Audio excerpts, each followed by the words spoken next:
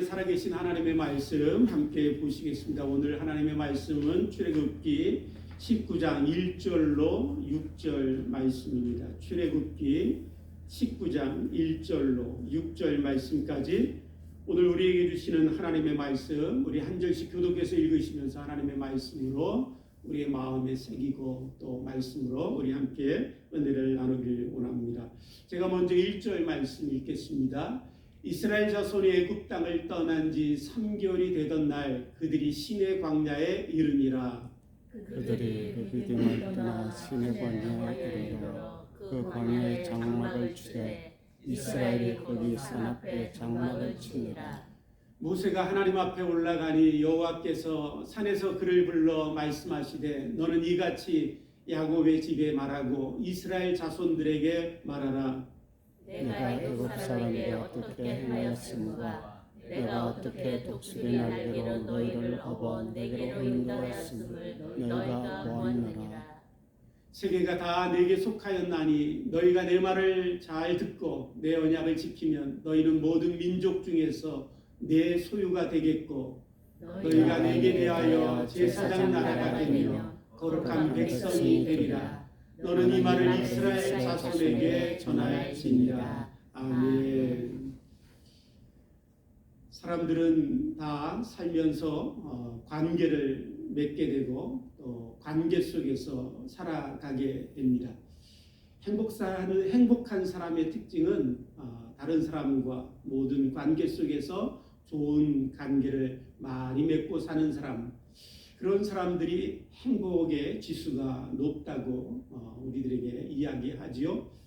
오늘 저와 여러분들이 그렇게 관계가 좋은 관계, 많은 좋은 그런 관계들이 우리들에게 있기를 원합니다. 또 그렇게 우리들이 노력하며 살고 있는데, 그런데 우리들의 관계가 어렵게 하는 부분들이 있습니다. 관계가 참 문제가 생기고 갈등이 생기고 또 분쟁과 다툼이 일어나고 심지어는 관계가 깨지고 그 관계가 깨지는 것을 통해서 우리들의 인생에도 엄청난 어려움들을 경험할 때가 있지요. 그런데 이 관계를 깨뜨리는 아주 중요한 요소 중에 하나는 뭐냐면 오해라는 것입니다. 오해. 다른 사람에 대하여 내가 그 사람에 대한 이야기나 말과 행동들을 잘못 해석하고 잘못 풀이해서 내가 받아들이는 것, 그것을 오해라고 하지요. 그런 오해들이 우리들에게 많이 일어나서 관계에 어려움을 겪게 됩니다. 우리가 언어만 달라도, 특별히 미국에 와서 살다 보니까 언어가 다른 것으로 인해서 우리가 관계에 오해를 경험했던 그런 경험들이 많이 있으실 것입니다. 이 언어가 다른 것으로 인해서 일어났던 우스개 재밌는 이야기 한 개 제가 들려드리겠습니다. 제가 잘 표현해야 되는데 그것이 잘 표현돼서 여러분들에게 웃음이 될지는 모르겠습니다. 제가 지난번에 말씀드린 것처럼 저는 인상파에 속하기 때문에 잘 표현해야 될지 모르지만 어떤 한 할머니가, 경상도 할머니가 버스를 기다리며 정류장에서 한참 동안 기다리셨습니다. 그런데 버스가 오지 않다가 한참 만에 버스가 오니까 왔대이 그러신 거예요. 근데 마침 옆에 미국 청년이 이렇게 같이 버스를 기다리고 있다가 할머니가 왔대이 그러니까 왔대이? 예, 먼데이. 그래서 먼데이라고 얘기했습니다. 그랬더니 할머니가 그 미국 청년의 이야기를 들으시면서 먼데이? 뭐라고 묻나? 이 청년이.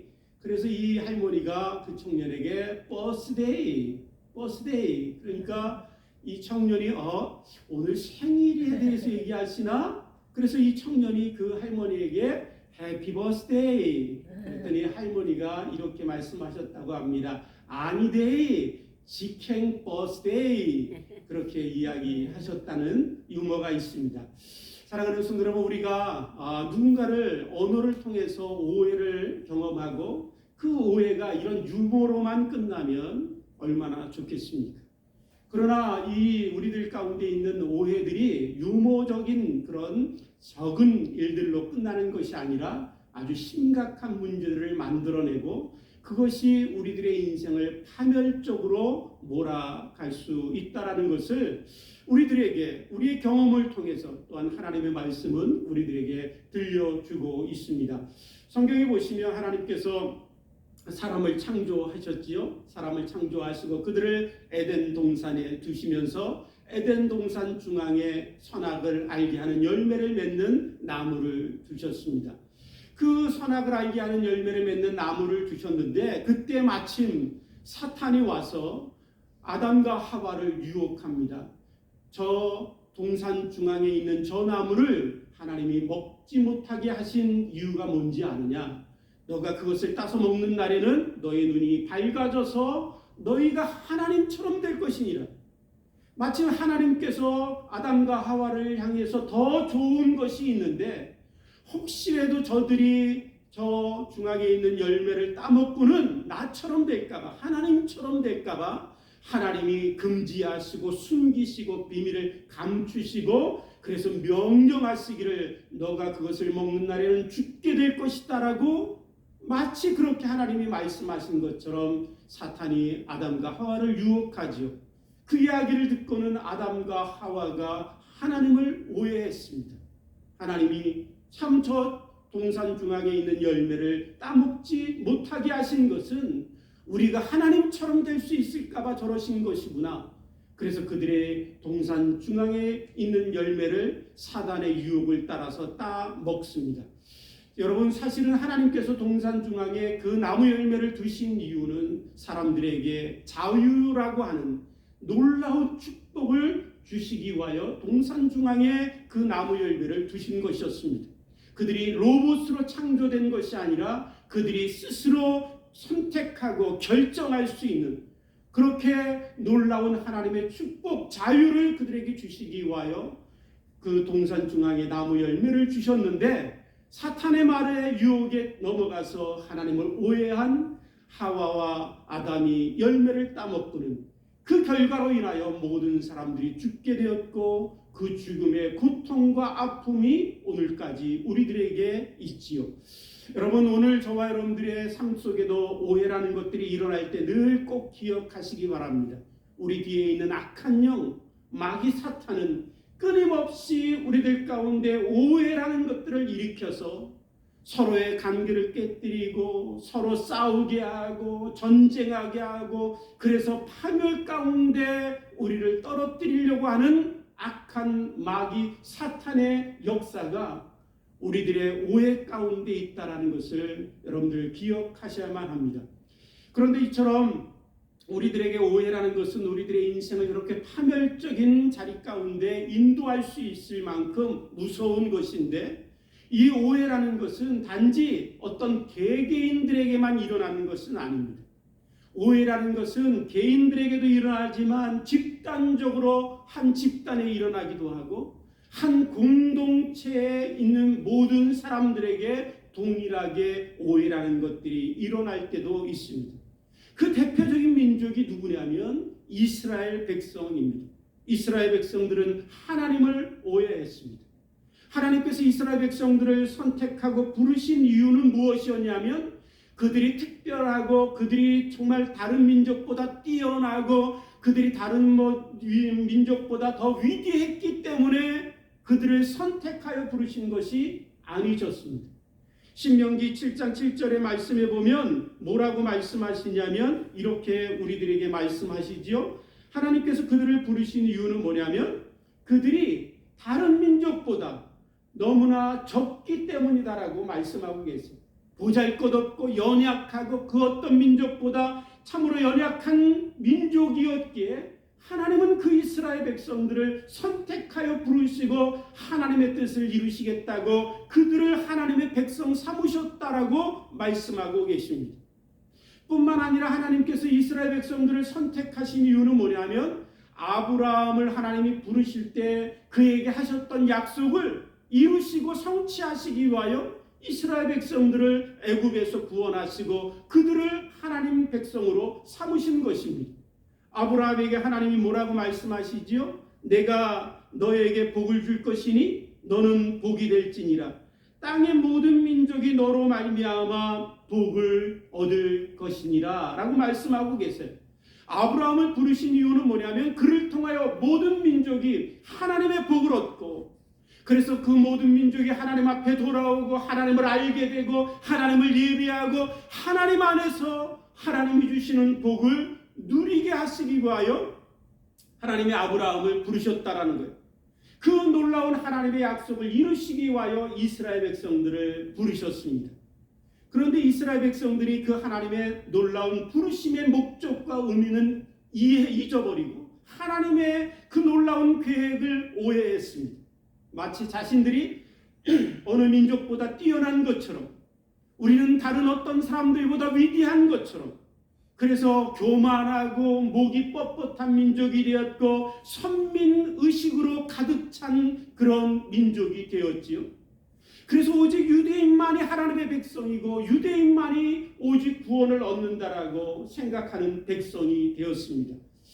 제가 오래전에 한 유대인 랍비와 얘기하던 중에 너희들은 구원을 어떻게 얻느냐라고 얘기하니까 오직 구원을 얻는 자들은 유대인만 구원을 얻는다라고 얘기하더라고요.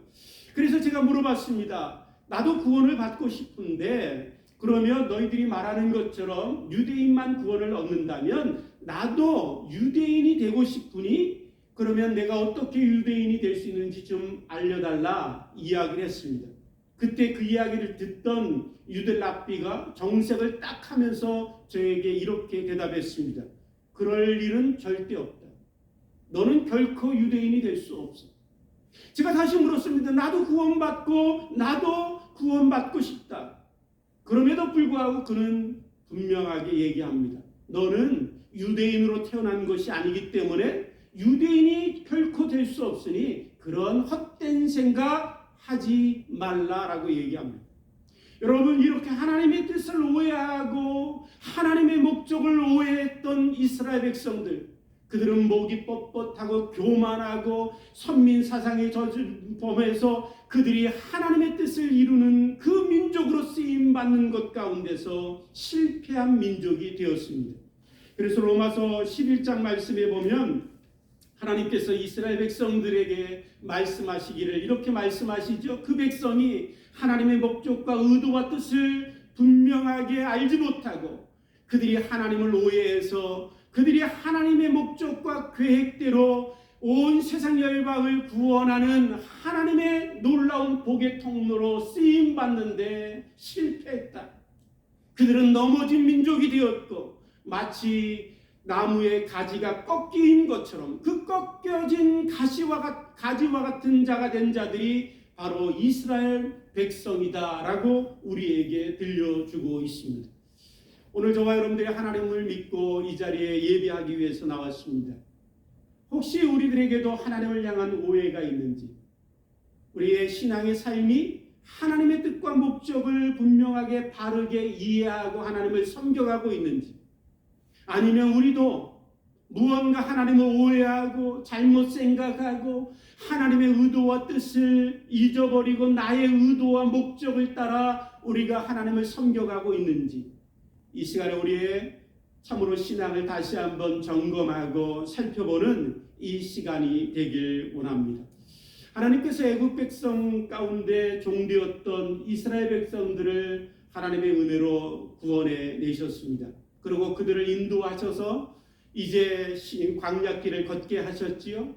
3개월의 기간을 통해서 광야길을 걷던 이스라엘 백성들이 도착한 곳이 시내산이었습니다. 그 시내산 밑에서 그 하나님의 백성들이 모여있는 그들을 향해서 모세를 불러서 그들에게 하나님의 복된 말씀을 주시면서 모세를 통해서 그들에게 말씀하십니다. 그 말씀은 무엇이었냐면 하나님이 그들을 은혜로 부르시고 구원하신 하나님의 의도와 목적이 무엇인가 너희는 분명히 알라.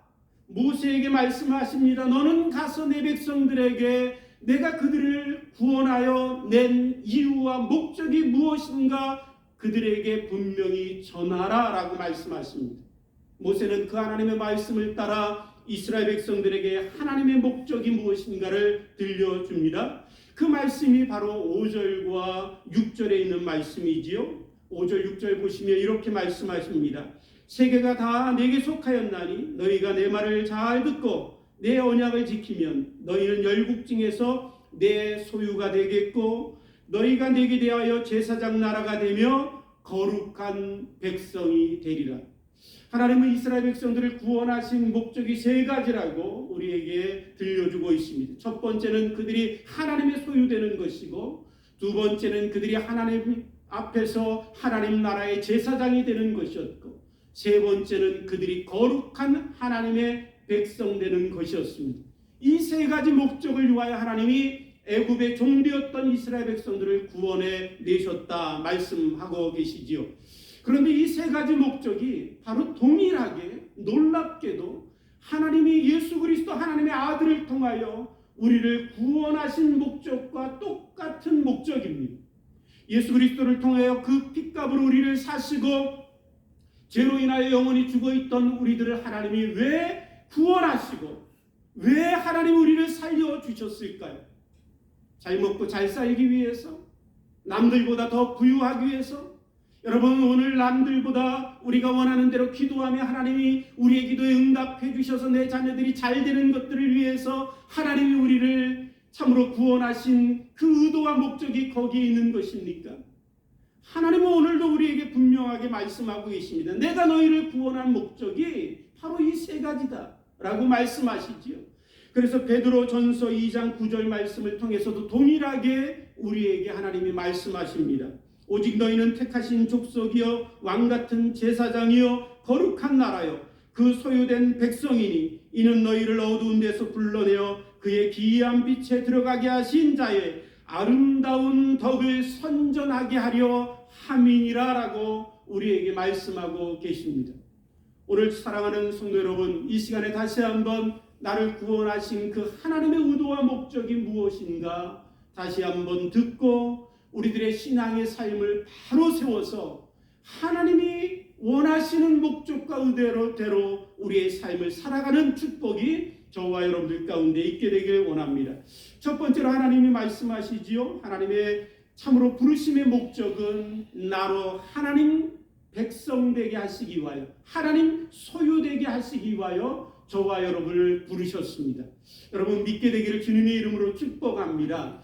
그런데 여기서 소유라는 단어는 뭐냐면 세굴라라는 히브리 언어인데, 이 세굴라라는 단어의 의미는 뭐냐면 보배, 너무나 특별한 존재, 보화, 그것을 가리키는 단어가 세굴라라는 단어입니다. 그렇게 하나님께서는 우리를 하나님 앞에서 특별한 존재, 하나님 보시기에 너무나 귀한 보물, 보화되게 하기 위해서 저와 여러분들을 구원하시고 하나님께서 우리를 부르셨다라고 말씀하고 계시는 것이지요. 사랑하는 성도 여러분, 오늘 저와 여러분들 가운데 몸이 있습니다. 이 몸의 지체들 중에 여러 지체들이 있지요. 이 여러 지체 중에 어디가 가장 귀한 것입니까? 어떤 지체가 우리에게 가장 보배롭고 비쌀까요? 옛말에 이런 얘기가 있습니다. 우리의 몸이 1000냥이라면 우리의 눈은 900냥이다 라는 이야기가 있어요. 그러니까 옛부터 우리의 몸이 귀하지 않은 것이 어디 있겠어요? 다 귀하죠. 그 하나 참으로 우리가 귀하지 않은 몸의 신체 부분이 없는 데가 어디 있겠어요. 그럼에도 불구하고 우리 참으로 신체 중에 가장 귀한 것은 눈 같다라고 오래전 사람들부터 생각해 왔고, 지금도 우리들이 생각해 보면 눈이 참 귀한 것을 우리가 알게 될 것입니다. 그런데 우리의 몸이 그렇게 귀한데 그 중에서도 귀한 것이 눈이라면 하나님께서 스가랴 2장 8절 말씀에 우리에게 이런 말씀을 들려주고 계십니다. 만군의 여호와께서 이같이 말씀하시되 너희를 범하는 자는 그의 눈동자를 범하는 것이니라. 무슨 말씀이냐면 혹시 하나님의 백성을 누가 범하게 된다면 그것은 하나님의 눈동자를 범하는 것과 같은 것이다 라고 말씀하고 계시는 것입니다. 우리의 눈이 참으로 신체 중에 적은 부분이지요. 또 연약하기는 한없이 연약합니다. 그럼에도 너무나 소중해서 너무나 귀해서 무슨 일이 있으면 내 눈을 보호하기 위해서 제일 먼저 하는 것이 눈을 감아버리는 것이지요. 네, 저희들이 그렇게 눈을 소중히 여기고 귀하게 여기고 지키고 보호하듯이 바로 하나님 백성된 하나님의 소유된 성도들은 하나님 앞에 하나님의 눈동자처럼, 마치 하나님의 눈동자처럼 우리가 그렇게 귀하고 존귀한 자가 되었고, 하나님은 자신의 눈동자들을 지키는 것처럼 우리를 지키시고 보호하시는 분이심을 우리에게 들려주고 계십니다. 저와 여러분들이 하나님 앞에서 그렇게 존귀한 자 된 것을 믿게 되기를 주님의 이름으로 축복합니다. 예수님께서 우리에게 이런 말씀도 하셨어요. 마태복음 6장 21절 말씀에 보면 재물 있는 곳에 내 마음도 있느니라. 혹시 집에 황금 송아지를 두고 예배드리러 나오신 분이 계시다면 지금도 마음에 집에 있는 황금 송아지에 여러분들의 마음이 있게 될 것입니다. 그만큼 우리가 귀하고 소중하게 생각하는 것에 내 마음을 두게 되겠지요. 바로 하나님 앞에 우리가 보물이기에 하나님의 마음은 어디 있을까요? 바로 성도인 저와 여러분들에게 있습니다. 세상에는 인기 스타에게 마음이 있지요. 세상에는 위대한 영웅에게 마음을 빼앗깁니다. 세상에는 많은 사람들 중에 누구보다 힘세고 권력 있는 사람들에게 마음이 있습니다. 여러분, 그러나 온 세상의 주관자이시고 온 세상의 임금 되신 하나님의 마음은 누구에게 있냐면, 보잘것 것 없고 사람들 보기에 세상에서는 나고자와 같을지라도 하나님 앞에 부르심을 받은 자들, 하나님의 놀라운 은혜로 하나님의 부르심을 받은 성도에게 하나님의 마음이 있습니다. 오늘 그 놀라운 정체성을 가지고 저와 여러분들이 하루하루를 살게 되길 원합니다. 내 안에 있는 열등감이 있다면, 내 안에 있는 패배의식이 있다면, 난 왜 이런지 늘 좌절감에 빠져 있다면, 나는 할 수 없어 그렇게 참으로 모든 것들을 포기하고 싶은 마음이 우리들 가운데 혹시라도 있다면, 온 세상에 하나님이 오직 나만 바라보시고 계심을 여러분들 기억하시고 그 놀라운 하나님의 놀라운 눈동자에 비친 저와 여러분들을 바라보시며 저와 여러분들의 정체성을 분명히 붙들고 그 정체성을 따라 참으로 귀한 자처럼 이 땅의 삶을 살아가게 되는 축복이 저와 여러분들 가운데 있게 되기를 주님의 이름으로 축복합니다. 두 번째로 하나님께서 저와 여러분들을 왜 부르셨냐면, 이스라엘 백성들을 부르신 목적이 그들을 하나님의 제사장 삼기 위해서 부르셨다, 제사장 나라로 삼으시기 위하여 부르셨다라고 하신 말씀처럼 저와 여러분들을 하나님이 부르신 이유는 뭐냐면, 우리를 하나님 앞에서 왕같은 제사장 삼기 위해서 저와 여러분들을 부르셨습니다. 사랑하는 성도 여러분, 제사장은 뭐하는 사람이지요?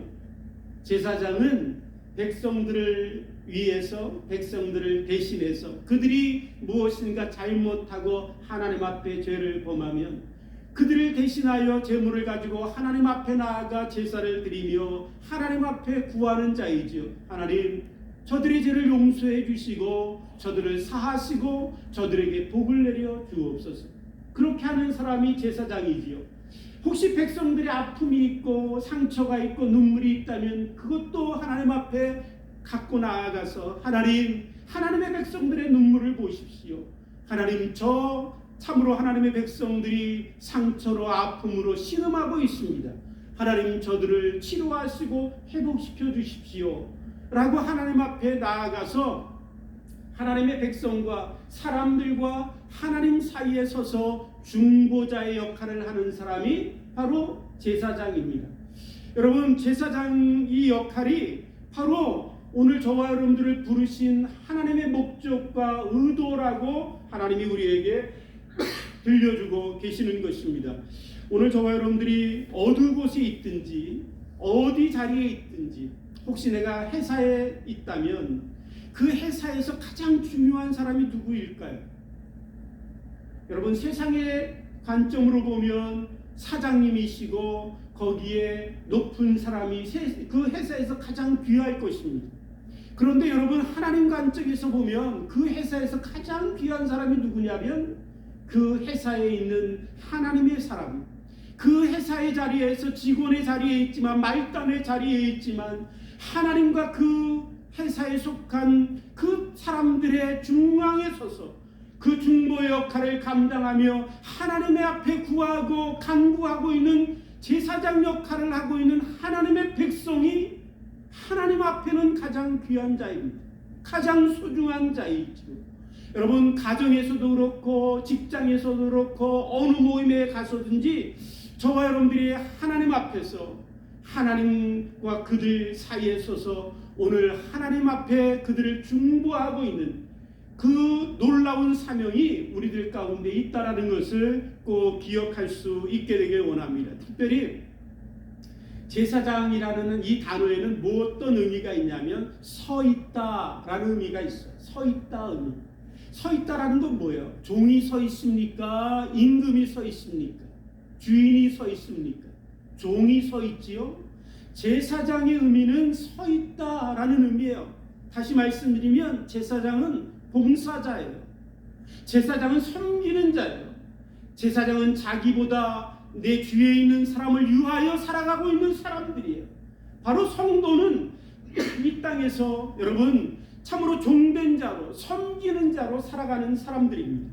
저는 여기에 하나님을 섬기는 교회의 목사로 서 있지만 하나님 앞에서 여러분들과 하나님의 관계 속에서 종된 자로 서 있는 자입니다. 그러기에 여러분들을 섬기고 여러분들을 위하여 기도하고 여러분들을 위하여 중보하기 위하여 이 자리에 서 있는 자가 바로 이 앞에 있는 목사입니다. 교회 안에 있는 장로도 그렇고 교회 안에 있는 집사도 그렇고 교회 안에 있는 어떤 성도도 여러분 똑같이 하나님 앞에서 왕같은 제사장의 역할을 하는 사람들이기 때문에 우리가 늘 기억해야 합니다. 하나님, 그렇습니다. 저는 종된 자입니다. 저들을 위하여 서서 섬기는 자입니다. 하나님, 나의 섬김을 통해서 저들에게 하나님의 복이 흘러가길 원합니다. 저희와 또한 참으로 기도와 또한 하나님 앞에 섬기는 나의 모든 헌신을 통해서 내 사랑하는 성도들, 내 사랑하는 교회 동료들, 내 사랑하는 가정에 있는 식구들에게 하나님의 복이 흘러가길 원합니다. 그렇게 하나님을 섬겨가는 축복이 저와 여러분들 가운데 있게 되기를 주님의 이름으로 축복합니다. 참으로 이 말씀을 준비하면서 너무나 감사했던 것은 어제 멕시코 선교를 함께 다녀오던 그 모든 과정 속에서 일어난 일이었습니다.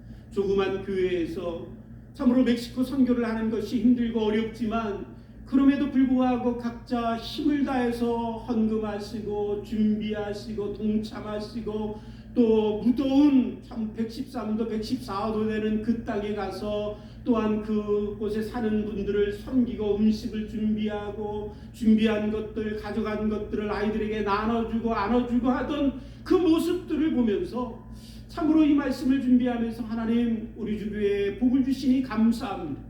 이렇게 하나님의 복이 땅끝까지 흘러갈 수 있도록 하나님의 의도와 목적을 알아서 쉼없이 달려가는 성도들이 있게 하시니 감사합니다. 하나님, 저들에게 복되게 하셨사오니 저들을 통하여 더 많은 복이 하나님 교회와 또한 이 땅에 흘러가게 해주옵소서. 그렇게 기도하게 되더라고요. 사랑하는 성도 여러분, 오늘 저와 여러분들이 중보자의 역할을 감당하며 주의 복이 우리를 통하여 끊임없이 흘러가게 되기를 주님의 이름으로 축복합니다. 마지막으로 하나님이 저와 여러분들을 부르신 이유는 뭐냐면 거룩한 하나님의 백성 되게 하기 위해서 저와 여러분들을 하나님께서 구원하시고 부르셨습니다. 하나님께서 저와 여러분들을 거룩한 백성 되게 하시기 위하여 부르셨다라는 의미는 어떤 것이냐면 늘 기억하십시오. 성도의 삶의 방식은 다른 데 있지 않습니다.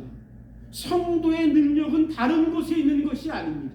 성도의 삶의 방식과 능력은 거룩에 있습니다. 성도로 부르신 하나님의 의도와 목적이 무엇이지요? 거룩한 백성 되게 하시기 위하여 저와 여러분들을 부르셨기에 성도는 늘 깨끗하게 거룩하게 하나님 앞에 바르게 살아가야 될 줄 믿습니다. 하나님께서 우리들 가운데 레위기 19장 1절 말씀을 통해서 말씀하신 것들을 여러분들 많이 들어보셨을 거예요. 그 말씀에 뭐라고 말씀하시냐면 내가 거룩하니 너희도 거룩하라. 내가 거룩하니 너희도 거룩하라. 하나님이 왜 우리에게 내가 거룩하니 너희도 거룩하라고 말씀하실까요?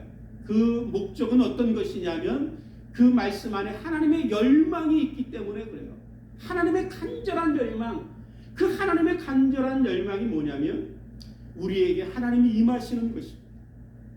우리와 하나님이 함께 하시고 싶은 열망입니다. 거룩이라는 것은 우리에게 하나님이 왜 우리에게 거룩한 백성 되게 하시고 우리에게 거룩한 삶을 요구하시냐면 내가 너희와 함께하고 싶다. 내가 너희와 함께하고 싶다. 그 열망과 간절함 때문에 그렇습니다. 하나님은 거룩한 분이시기에 오직 거룩한 곳에만 임하실 수 있어요. 하나님은 거룩하신 분이시기에 거룩한 백성 가운데만 임하실 수 있어요.